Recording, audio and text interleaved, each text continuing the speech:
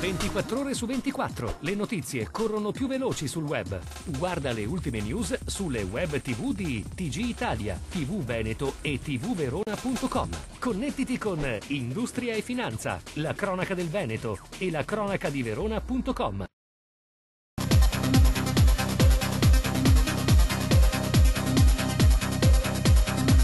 Nel primo trimestre 2012, sulla base dell'indagine Veneto Congiuntura, condotta su un campione di 609 imprese con almeno 3 addetti, le vendite al dettaglio hanno registrato una flessione del meno 1,5% rispetto allo stesso periodo del 2011. Il bilancio negativo è ascrivibile a tutti i settori, ma la performance peggiore si registra nel commercio al dettaglio dei prodotti non alimentari, con un calo del meno 3,6%. Più contenute le variazioni per supermercati, ipermercati e grandi magazzini, meno 0,8%, e per il commercio al dettaglio di prodotti alimentari, meno 2,9%. Restano negative le attese degli imprenditori. Il saldo tra chi prevede un aumento e chi una diminuzione delle vendite è di meno 35,8 punti percentuali contro il meno 48,9 il trimestre precedente. Da oltre un anno il mercato interno è bloccato e le previsioni degli imprenditori restano negative, ha affermato il presidente di Unioncamere Alessandro Bianchi. La flessione del meno 1,5% registrata nel primo trimestre dell'anno conferma lo stallo dei consumi, che riguarda soprattutto i beni non di prima necessità. Il quadro che emerge non è incoraggiante, eppure il Veneto registra alcuni segnali positivi. L'aumento delle tasse attuato dal governo Monti si è rivelato un'autentica mazzata per le famiglie italiane, ancor più in difficoltà ad arrivare a fine mese, ma soprattutto con poche possibilità di risparmiare. Ma sentiamo com'è la situazione tra i cittadini veneti. Lei riesce a risparmiare in un momento di crisi? Sì, basta non uscire. Utilizzo anche per quanto riguarda l'abbigliamento quello che ho, molto pochi, diciamo che non si riesce a risparmiare molto, praticamente si evita di spendere più di quello che si può spendere. No, con tutte le tasse che abbiamo da pagare, con tutte le bollette che ci arrivano, con l'IMU che ti mandano, come fai a arrivare alla fine del mese? Poco.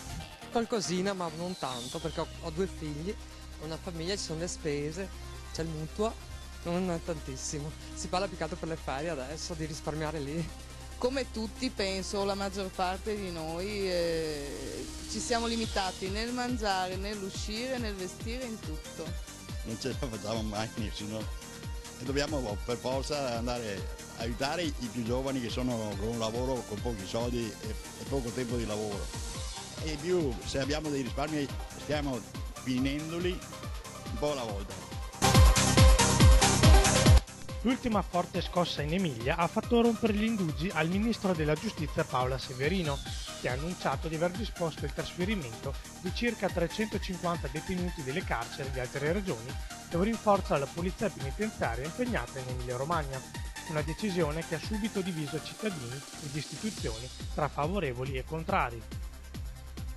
Io trovo molto interessante e positiva questa iniziativa del Ministro, anche in relazione a mie personali e precedenti esperienze in tal senso, avendo io avuto negli anni 97, 98, 96, 97, 98 circa, per 3 anni, un'esperienza in un grandissimo cantiere edile che c'era e che io seguivo in Romania. Ho avuto l'esperienza di avere 200 dipendenti carcerati che venivano naturalmente scelti fra quelli con reati minori, ma persone estremamente positive, interessatissime, perché questo per loro significava un po' di libertà, significava avere anche dei compensi sia pure minimi e soprattutto significava stare all'aria aperta. Noi tra le nostre maestranze, di cui parlavo prima, avevamo direttori di banca, ingegneri, imprenditori, idraulici, c'era di tutto e di più, come è ovvio che sia in un carcere. Questo aveva avuto per loro un impatto eccezionale, quindi una resa estremamente maggiore rispetto a un dipendente normale. Lavoravano con passione, con buona volontà e per loro era un premio. Sono attivi da ieri in 9 comuni della provincia veronese i centri di raccolta di generi alimentari, attrezzature e materiali per le popolazioni colpite dal sisma. Le organizzazioni di volontariato della Protezione Civile e le amministrazioni comunali della provincia veronese hanno infatti messo a disposizione strutture per intercettare e coordinare le numerose offerte di aiuto di cittadini e aziende. I centri di raccolta dislocati su tutto il territorio provinciale hanno sede nei comuni di Caprino Veronese, Sant'Ambrogio di Valpolicella, Tragnago, Colonia Veneta, San Martino Buonalbergo, Legnago, San Giovanni Lupatondo, Mozzecane, Castelnuovo del Garda e Verona. Le tipologie di prodotti che potranno essere raccolti nei centri sono generi alimentari, solo a lunga scadenza e ben mantenuti, prodotti per l'igiene personale, pannolini per bambini ed anziani, articoli di vestiario e scarpe, giocattoli e articoli di cancelleria e attrezzature varie come lettini da campo, brandine, lenzuola, coperte, cuscini e sacchi a pelo. I militari del nucleo radiomobile di Valdagno nel Vicentino nella serata del 2 giugno hanno tratto in arresto un serbo di 35 anni, clandestino, in Italia senza fissa dimora. L'uomo, a tarda serata, con il volto travisato da un passamontagna, è entrato in una pizzeria a Castelgomberto, dove con mossa fulminea si è impossessato del registratore di cassa contenente circa 2000 euro, con il quale ha tentato la fuga. Inseguito dal titolare della pizzeria e da alcuni dipendenti, il malvivente è stato costretto a disfarsi del contante rubato, ma poi è stato bloccato dagli inseguitori fino all'arrivo dei carabinieri. Il serbo è stato portato in carcere al San Pio X. Ai tedeschi piace Anton Veneta. Deutsche Bank ha acquisito il dossier sulla cessione di metà della rete dell'Istituto Patavino e sarebbe pronta a trattare l'acquisto. Tutti i particolari su Industria e Finanza.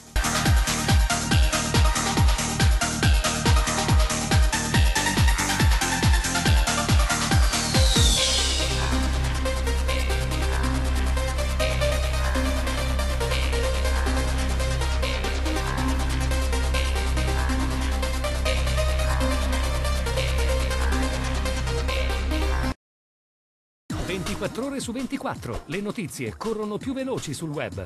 Guarda le ultime news sulle web TV di TG Italia, TV Veneto e tvverona.com. Connettiti con Industria e Finanza, la cronaca del Veneto e la cronaca di Verona.com.